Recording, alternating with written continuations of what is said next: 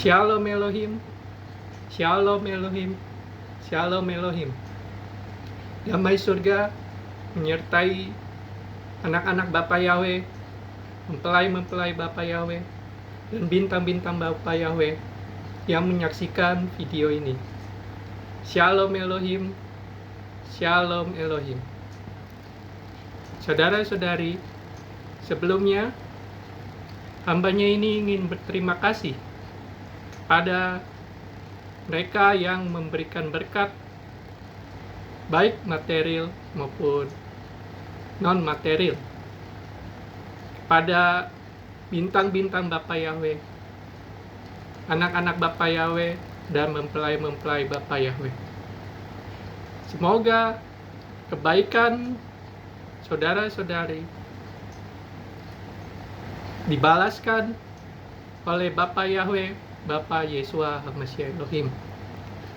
Karena apa yang ditabur saudara-saudari itu yang akan dituai oleh saudara-saudari. Karena itu, baiklah saudara-saudari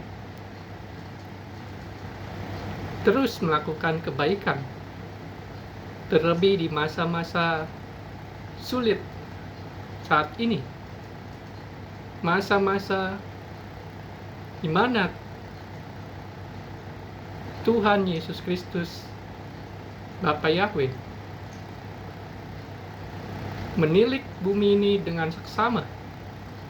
Artinya, perbuatan saudara-saudari saat ini pada siapapun akan diperhitungkan oleh Bapa Yeshua HaMashiach Elohim. Saudara-saudari, video yang hambanya ini buat bertema mengenal binatang-binatang najis yang tertulis di dalam Alkitab. Saudara-saudari, mari kita buka Alkitab kita. Kita buka Imamat, pasalnya yang ke-11, ayatnya ke-29 sampai 30. Imamat, pasalnya yang 11, ayatnya ke-29 dan 30. Inilah yang haram bagimu di antara segala binatang yang merayap dan berkeriapan di atas bumi: tikus buta, tikus, dan katak menurut jenisnya, dan landak, biawak, dan berkarung, siput, dan bunglon. Saudara-saudari, mari kita buka satu ayat lagi.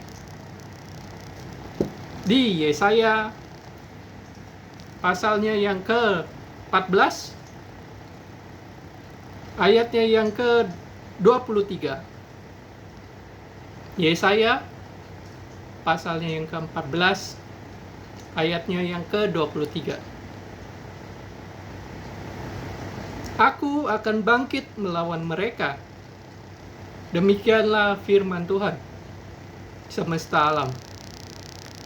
Aku akan melenyapkan nama Babel dan sisanya, anak cucu dan anak cicitnya. Demikianlah firman Tuhan. Aku akan membuat Babel menjadi milik landak dan menjadi air rawa-rawa, dan kota itu akan kusapu bersih dan kupunahkan. Demikianlah firman Tuhan semesta alam. Saudara-saudari yang dikasihi oleh Tuhan Yesus Kristus, tahukah mengapa di kitab Imamat pasal 11 ayatnya yang ke-29 dan 30 ada binatang-binatang haram Tahukah saudara-saudari, binatang-binatang haram yang tertulis di kitab Imamat itu ialah roh-roh najis, roh-roh kegelapan. Saudara-saudari, Alkitab membicarakan tentang dunia alam lain, dunia alam roh. Apa yang ditulis di kitab Imamat pasal 11 mengenai binatang-binatang haram ialah simbol-simbol dari roh-roh najis. Saudara-saudari, di sana ada binatang-binatang reptilian yang diharamkan di dalam kitab Imamat. Mengapa reptilian diharamkan? Mengapa bukan binatang jenis lain yang diharamkan? Karena wujud dari binatang-binatang yang diharamkan itu adalah roh-roh kegelapan, roh-roh jahat.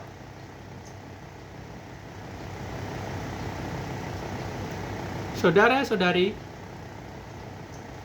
di dalam pengelompokan binatang-binatang haram ini, Alkitab mencatat itu memiliki arti dan memiliki tujuan. Di antaranya, Alkitab ingin menjelaskan bahwa binatang-binatang haram itu adalah roh-roh jahat. Kita lihat di Yesaya pasalnya yang ke-14, ayatnya yang ke-23. Di sana ada landak yang akan diberikan oleh Tuhan, Babel. Landak ini tidak mungkin bisa menguasai kota Babel. Jadi saudara-saudari, landak yang dimaksud di Yesaya pasalnya yang ke-14 itu bukan landak secara harafiah, tetapi landak dalam arti simbol yang membicarakan tentang roh kegelapan, roh jahat. Landak yang dibicarakan di Yesaya pasal 14 ayatnya ke-23 adalah roh Lucifer. Jadi saudara-saudari, wujud dari Lucifer di alam roh adalah landak, dan antek-anteknya adalah binatang-binatang haram, reptilian, yang tertulis di dalam Alkitab. Saudara-saudari, hambanya ini melihat di alam roh reptilian beserta landak itu mengambil tubuh manusia. Artinya, mereka ingin menggunakan manusia sebagai alat untuk melakukan pekerjaan mereka di dunia ini. Reptilian, landak, itu adalah roh Lucifer dan antek-anteknya. Hambanya ini melihat ada wujud landak dan wujud manusia. Ada wujud reptilian, ada wujud manusia. Mereka bersatu menjadi satu makhluk. Artinya,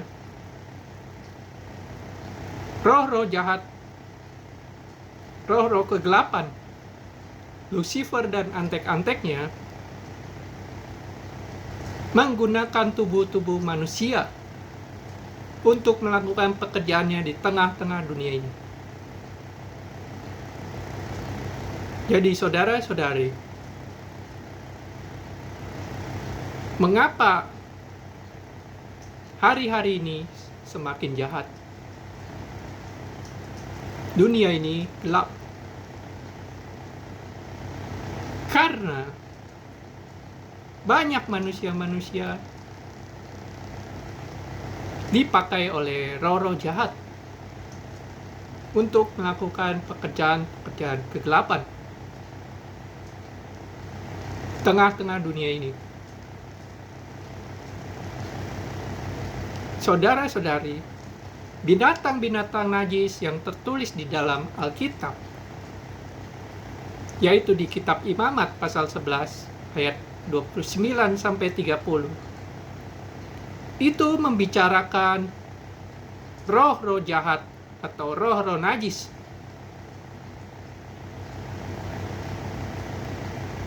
Saudara-saudari, dalam Alkitab banyak simbol-simbol yang harus kita ketahui supaya kita tidak disesatkan oleh pengajaran-pengajaran yang berdasarkan hal-hal yang bukan kebenaran, yaitu logika-logika manusia yang tumpul, buta tulis telanjang, yang jauh dari kebenaran,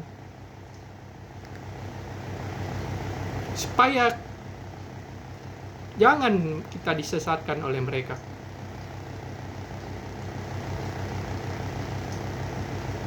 Dua ribu tahun yang lalu, logika-logika manusia yang buta tulis telanjang ini, yaitu ahli-ahli Taurat dan orang-orang Farisi, mereka menyerahkan Tuhan Yesus pada pemuka agama, kepada pemerintahan saat itu. Mereka mengklaim mengenal Tuhan Yesus Kristus, mengenal kitab suci. Tapi kebenarannya, merekalah yang menyerahkan Tuhan Yesus Kristus untuk disalibkan. Artinya, klaim mereka palsu. Klaim mereka hanya berdasarkan logika mereka yang buta tulis telanjang. Angku jasmani, angku rohani. Jikalau mereka tidak bertobat,